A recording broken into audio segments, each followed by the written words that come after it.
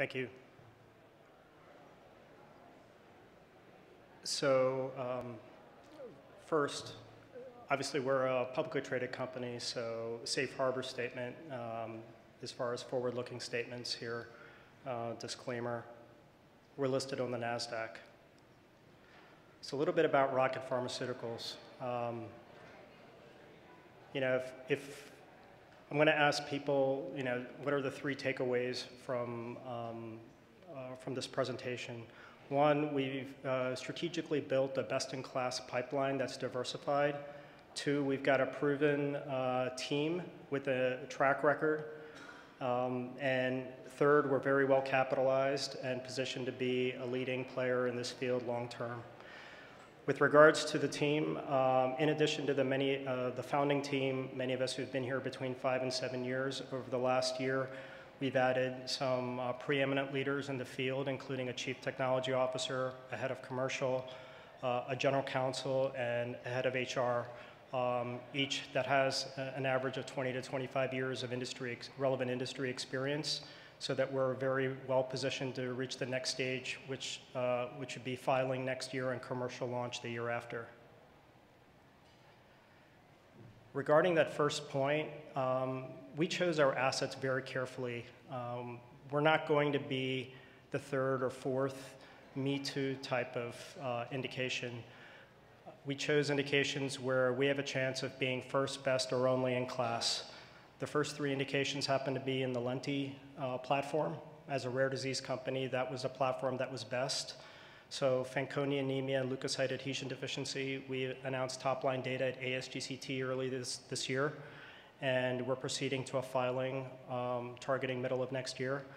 With regards to Danon disease, we announced data, pediatric, as well as pediatric efficacy and safety data, as well as long-term adult safety and efficacy data the previous week. That is wrapping up a phase 1 and should be entering pivotal trials next year. And pyruvate kinase deficiency, that's also wrapping up a phase 1. So next year we should have 2 programs, 2 of these 4 in filing, and 2 that are in registration trials.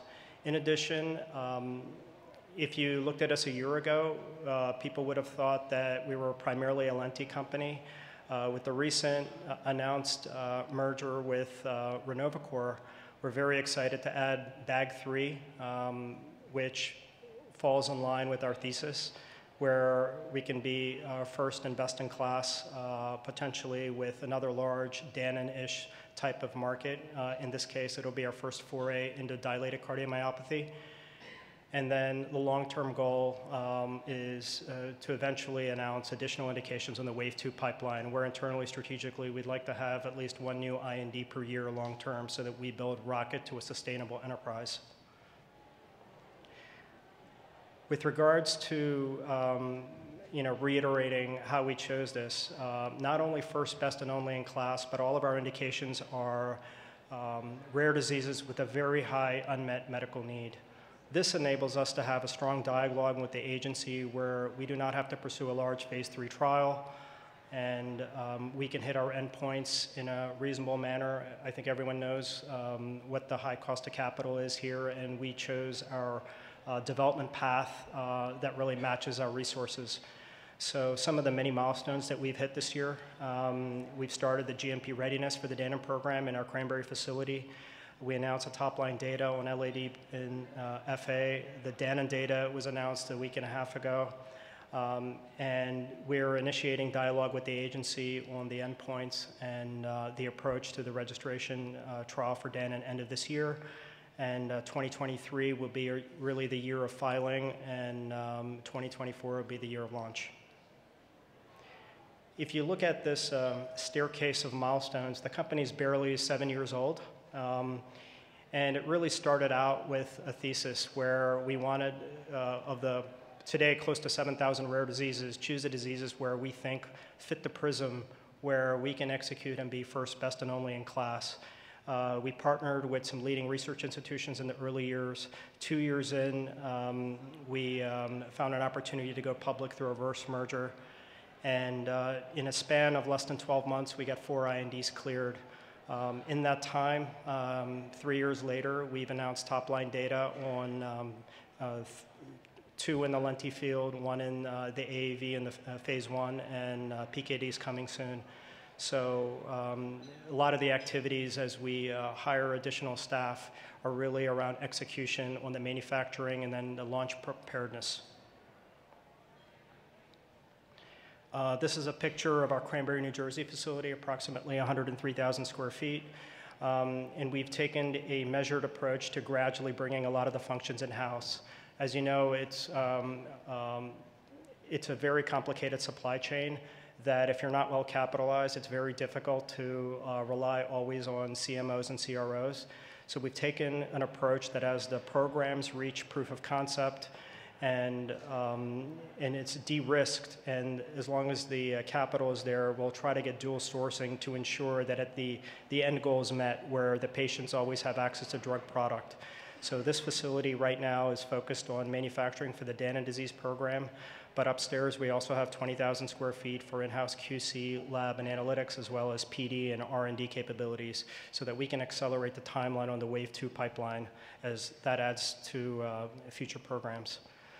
A number of the leading research institutions that we've collaborated with, and this is a mosaic of partners both on the lenti as well as the AAV side. Some of the early collaborations here, like UCLA, Hutch, CERM, Stanford, have really, UCL, have really helped us advance the programs, both from a research as well as a clinical standpoint on the lenti programs.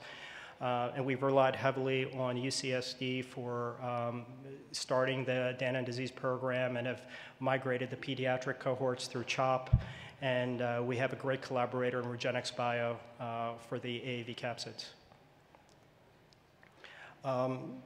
As I mentioned, this is a multi-platform approach where we try to marry the appropriate platform to the disease. For the ex vivo, it's a lenti platform which makes sense for rapidly dividing cells for the hematological indications, and for the indications where you're trying to target solid tissues such as cardiomyocytes in the heart, which don't divide, and AAV9 with the tropism is the right technology.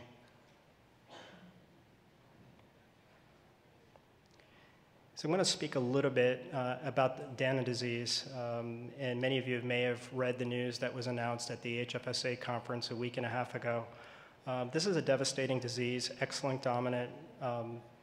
Boys, as you know, are XY, girls are XX. So therefore, the boys who have inherited the defective X chromosome have difficulty in making the LAMP2B protein. And the only standard of care, because the Kaplan-Meier suggests that close to half the patients do not make past the age of 19 if they don't get a heart transplant, the future is grim. And those who do get the heart transplant, there's still a 50% chance of mortality 10 years later. This is a disease where there hasn't been anything since 1981 when it was first identified by Dr. Danon. Based on preliminary epi and genetic database analysis, we believe that the potential market here could be 15 to 30,000 patients between the US and EU, and this doesn't even include, if you look at the literature, the patients that are in Japan and Asia Pacific. And with our Cranberry facility, we think we can, at a minimum, address the patients through peak year, and we have dual sourcing to address beyond that. So as you can see here, as I alluded to the Kaplan-Meier, there is a rapid progression by the late teens. Now, if we can intervene with a gene therapy at the appropriate time, oftentimes a triad of symptoms hit in the early teenage years. And as I'll show you in the data in the following slides, there's the ability, if you get the protein expression, and then that can translate to the phenotype, we believe that we can extend several decades of life. In comparison, as I mentioned, girls have 2 X chromosomes, and even if they have 1 defective X, they can live into the late 30s, early 40s. And they normally have about 30 to 40% protein expression. So if we can take what the baseline boy was in 0 to 3% and then get to somewhere around 30, 40%, we think we can buy at least 2 decades of life. And we're starting to generate the data that can show this thesis. So at a high level, what I'd like to say is we think we've cracked the code here on picking the right platform and the right vector. At the end of the day, if you think about the central dogma, DNA, RNA, protein, you want to have the right capsid that's encoding the right, incorporating the DNA to get into the right cell and delivering the right protein of interest. With AAV9, we've encoded the isoform of LAMP2B, and the goal, as shown with the tropism, and I'll show you in the following slides, we can get and enter into the cardiomyocytes. Unlike other cells like liver cells that are rapidly dividing, cardiomyocytes do not. So the thesis is if this DNA stays in there for years, hopefully 10, 15 years, then these patients would naturally be producing the LAMP2B, and the machinery would be there so that they can remodel the heart. In the phase 1, we had a dose escalation study. When the dialogue initiated with the agency, like many other trials, we had to start in a prevalence population in adults and work our way down to pediatric, which is eventually going to be our label. We started out with a 6.7E13 VIGs per kg and went to the high dose earlier last year. As many of the people here may have been following the company, we were temporarily on a clinical hold middle of last year. We fortunately had a successful dialogue and got off hold in 3 months. A successful outcome of that was that we've always had efficacy in the low dose cohort. So the agency basically, what we thought was initially a negative turned out to be a positive because we're taking the low dose forward, as you'll see in the pediatric data, and that has many benefits, including a shorter trial, better cost of goods sold, and a better safety profile in addition to the efficacy that we've been seeing. So we never needed to get to the high dose. A little bit about the safety regimen. So this has evolved through our learnings in the early days. In the adult, we started out with tacrolimus, which had followed a rituximab and then a rapid steroid tapering. Since then, we've had a lot of learnings on the complementation, and we've switched to sirolimus. And this regimen in the bottom and the low-dose pediatric is the regimen that we're going to be taking forward in our, and we're planning with the discussions with the agency. We feel that we have a very good handle on the safety profile to date. A little bit more detail here on the regimen. And the great thing as far as the pediatric data is there's no SAEs here. We think there's a clean bill of health. If you can take a look at these 2 patients here, there's been improvement not just on the protein expression where baseline, the patient on the left, 0.5 has gone to 21 in the most recent follow-up. And there's been a significant drop in troponin and BNP. In this trial, in this latest cohort in pediatric, we've incorporated a Kansas City cardiomyopathy questionnaire, which is quality of life, and there's a significant improvement. Many of these kids who were initially in New York Class 2, where they need significant assistance even to stand up, they have to sit down all the time, they may have problems going to school. Now all of a sudden they need no more assistance, and they're no different than many of the other children. If you take a look here at protein expression across these different cohorts, you can see that there is a significant rise in LAMP2B protein expression based on immunohistochemistry. Some pictures here, as you see, as the time increases, the way that LAMP2B operates, if you don't have that protein, it's like you don't have the machinery that's connecting to the garbage chute, and unfortunately all this debris builds up, and you see the elimination of many of the vacuoles over time. And this is where we can see, based on the biopsy images, that there is something here. One of the things that we'd like to mention, a lot of people ask about VCNs. This is a little bit more of a complicated discussion. In the case of cardiomyocytes, many of these cells are binucleated, so therefore, if anything, we've taken a little bit more of a conservative approach in calculating vector copy number here, initially by qPCR. What we're going to do going forward in the registration trial is have a third-party reader.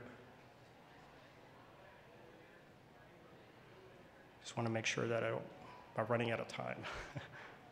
Okay. So I've spoken a lot here about Danon and the improvement. Across the board, we've seen improvement in classification from 2 to 1. And I've talked about the summary of the results. The staircase of endpoints here, we're starting the dialogue with the agency. At the end of the day, if we can get a shorter endpoint, and we believe that we've got a strong case for LAMP2B expression as a primary, followed by surrogate endpoints as you follow up over time, we think this would be the optimal approach. What we started to see in the pediatric cohort is many of the endpoints we reached a lot faster than we did with adult, and we think we're going to have a lot of success here going forward. These dialogues are just commencing with the agency. I want to very quickly, in the remaining time, talk about some of the lenti programs. Fanconi anemia, this is another devastating disease where many of these kids could have a bone marrow failure. And unfortunately, unlike other blood disorders, you cannot perform conditioning. There's a risk of cancer there. And even if those patients who do get a transplant, there's a 50% chance of head and neck cancer at 10 years. After 30 years of research in the field, in our study, and I'm going to show you some of the top-line data, we believe that we cracked the code here on Fanconi anemia, where we significantly exceeded the endpoints of MMC resistance, mitomycin C resistance, at 2 consecutive time points for greater than 12 months. And so the expression levels we got were anywhere from 51% to 94%. So the dialogue is ongoing right now for filing for this for both the FDA and EMA and MHRA next year. Last one, very quickly, I'm going to talk about LAD. This is one of my favorite programs. It's probably the most devastating of all of our programs. The indication, basically, in severe LAD, they don't have the ITGB2 CD18 expression level, and median mortality is 2.5 years. We showed at ASGCT that 9 out of 9 kids were all alive. There's no SAEs. These kids can now, they're walking, they're going to school, they're alive, well beyond what the natural history has said. This is our first shot at filing, so long term, we're very happy with this program. And I think there should be. So at the end of the day, we've got a number of milestones here, and next year, we have, in addition to, once the RenovoCor deal closes, start the IND process for that indication and an additional Wave 2 pipeline program. So we're very excited for Rocket. I don't know if there's any time for questions.